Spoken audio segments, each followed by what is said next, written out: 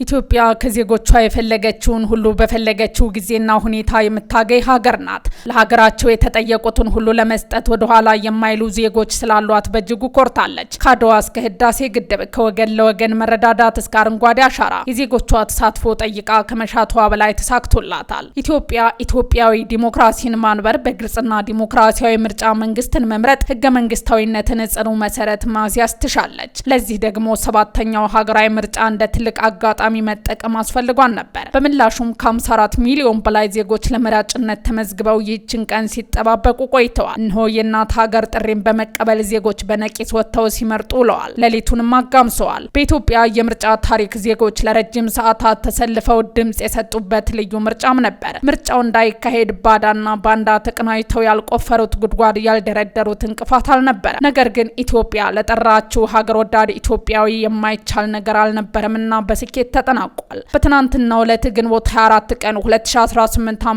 በተካሄደው ሰባተኛው ጠቅላላ ምርጫ ሂደት ላይ የጎ ቴሌቪዥን መስራችና ስራ አስኪያጅ እንዲሁም የማዕበል መረጃ የአቢሲኒያ ዩቲዩብ ይቻላልን መጽሐፍ ጸሐፊና ደራሲ የሆኑት ኮር ዳዊት ጌታሁን በተለያዩ የምርጫ ጣቢያዎች ተዘዋውረው የምርጫውን እንቅስቃሴ በቅርበት ተመልክተዋል። አሁን እንግዲህ ወደ ምርጫ ቦታ እየተጓዝን ያለ ነው። ይሄ የምናየው አሁን የስራተ ገብርኤልን አልፈን ወጥተናል። አሁን ወደ ፒያሳ ሌሎች ቦታዎች ላይ እንሄዳለን። ዙሪያውን አዲስ አበባን ለመቃኘት እንሞክራለን። ከታች ከአየር ጤና ካለም ገና የጀመርነው ከተማው ይኸው እንደምታዩት ነው። ያለ ነው። እሱ በሙሉ ወደ ምርጫ ቦታ ነው ያለው።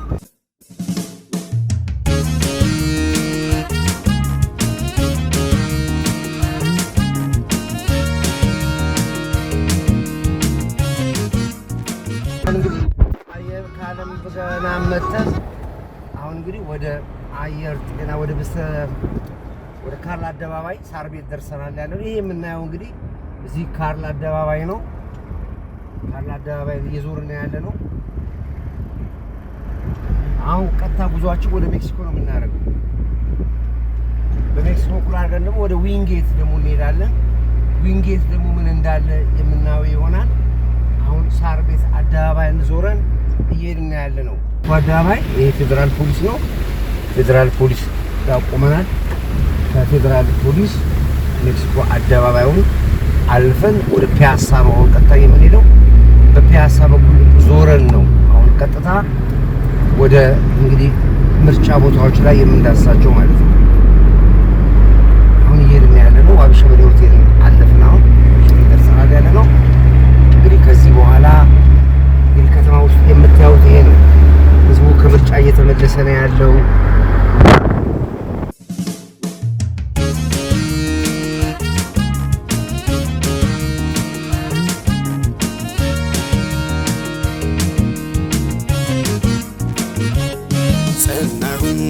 ጸናሁኝ እኔስ ለአገሬ ዋስተበቀሆኝ እናይ በገሬ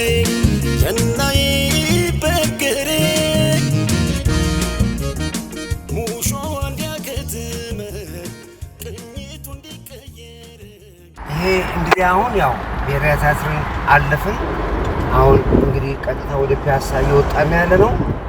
በዚህ በኩል እንግዲህ የቀድሞ መከላከያ ሚኒስቴር አሁን መከላከያ ነው እዚህ ያለው።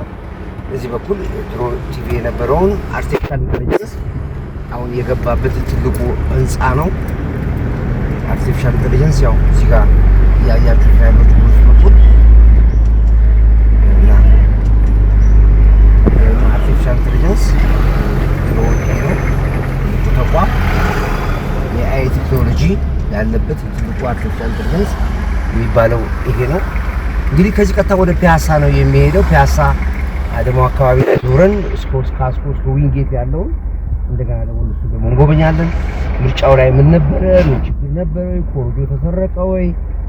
ማህበረሰቡ በፍላጎቱ ምን ይመስላል ስለ ምርጫው የሚለውን ደግሞ እዛ ቦታ ደግሞ ሄደን የምናየው ይሆናል። ተንስኡ ለሰላም ብለን እንዘምር፣ ሐዘኗ እንዲያበቃን ቅኝቱ እንዲቀየር። ተንስኡ ለሰላም ብለን እንዘምር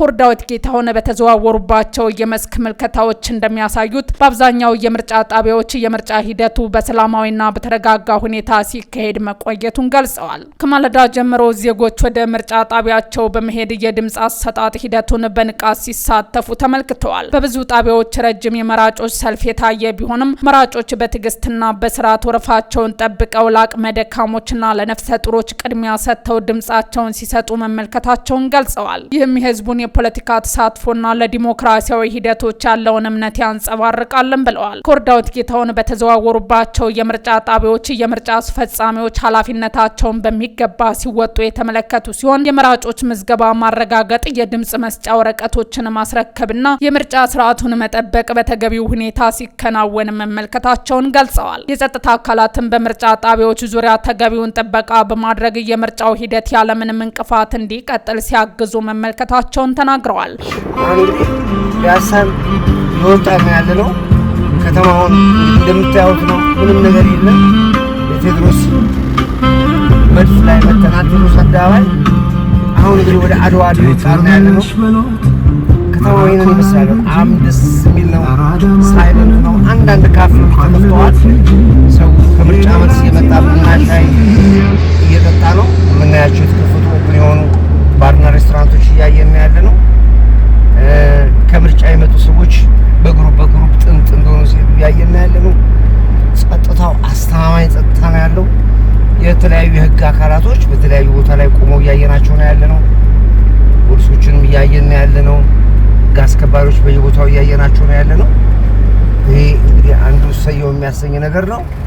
እንግዲህ ከተማው እንደዚህ ሆነ ምናምን የሚባለው ነገር እንደሌለ በዚህ አጋጣሚ ላይ እንድታውቁት ነው።